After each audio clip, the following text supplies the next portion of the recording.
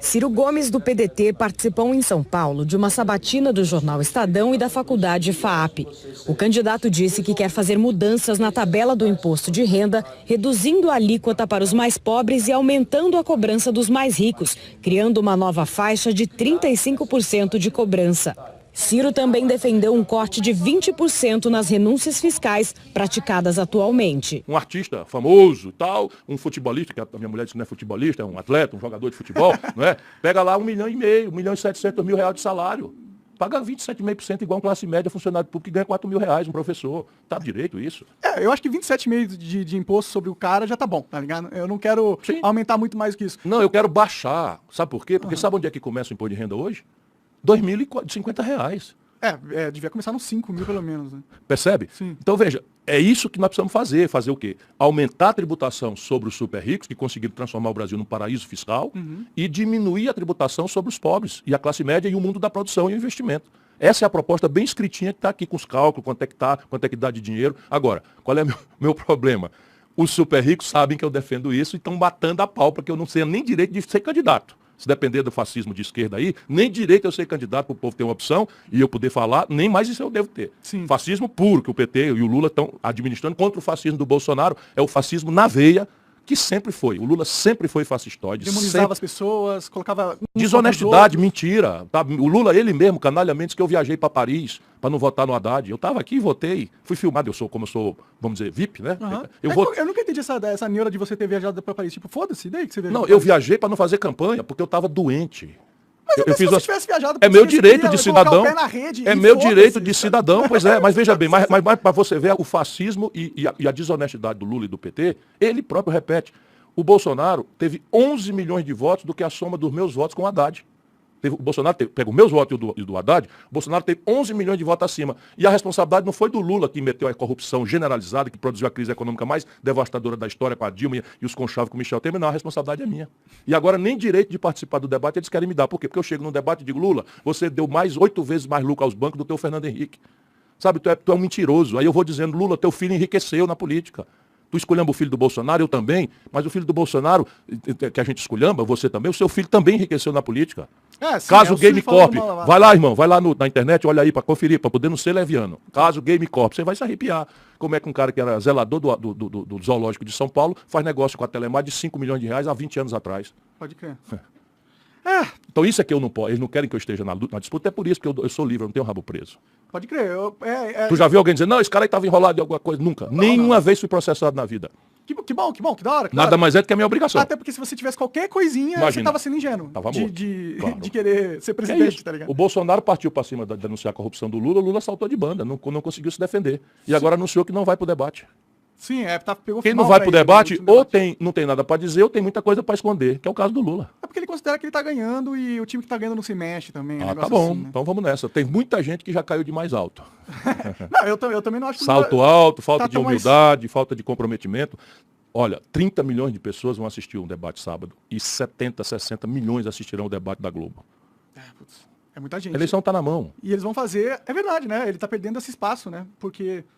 Porque não aguenta. Ele tem medo que vai ser pior para ele. Telhado de vidro, claro. Telhado de vidro monstruoso. E aí fica nessa, contra o fascismo.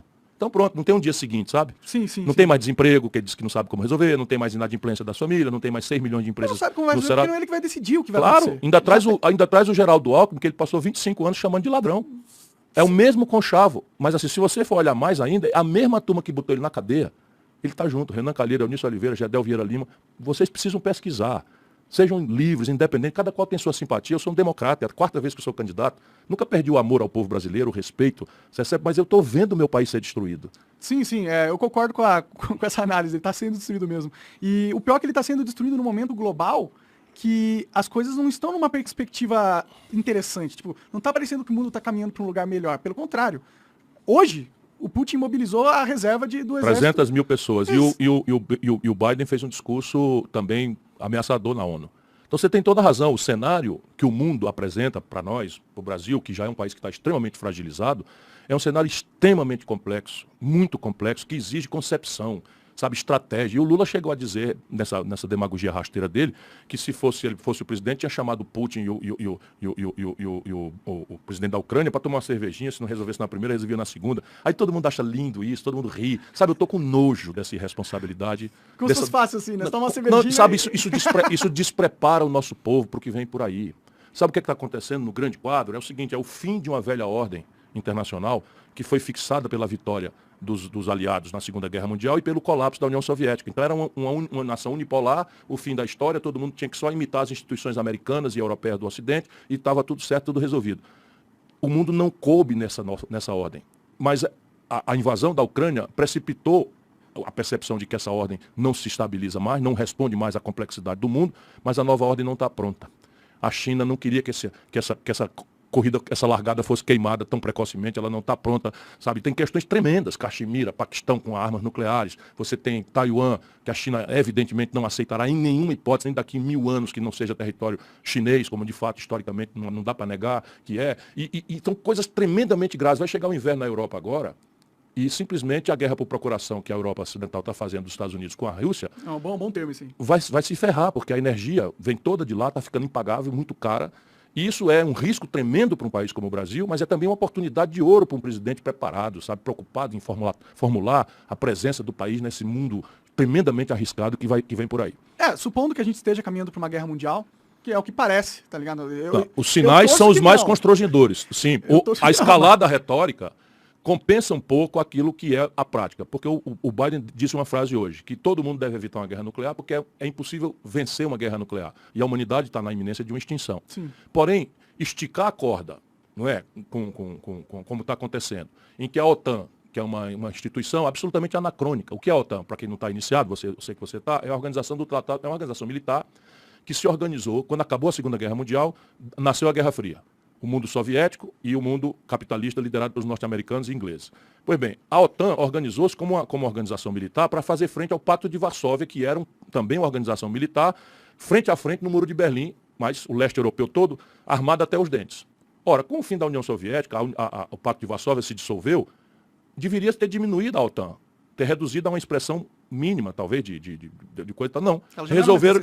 Não é mais necessário, é um anacronismo completo, mas o complexo industrial militar poderoso, privado, que é o turbocapitalismo norte-americano, compra também o sistema e tem que ter as encomendas, tem que gastar muito trilhão de dólar com arma. Então resolveu expandir a OTAN até a vizinhança de São Petersburgo, que é a terra do Putin.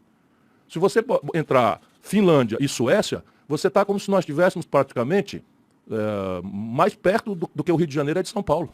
Eles não vão aceitar isso. Sim. Porque a doutrina soviética, a doutrina russa, que o Putin é soviético ainda, a doutrina deles é eles vão à guerra se considerarem que o seu interesse vital está sob ameaça. E a presença de ogivas de nível de alcance médio nas cercanias, Polônia, Lituânia, Estônia, tudo ali vizinho à fronteira, não faz sentido.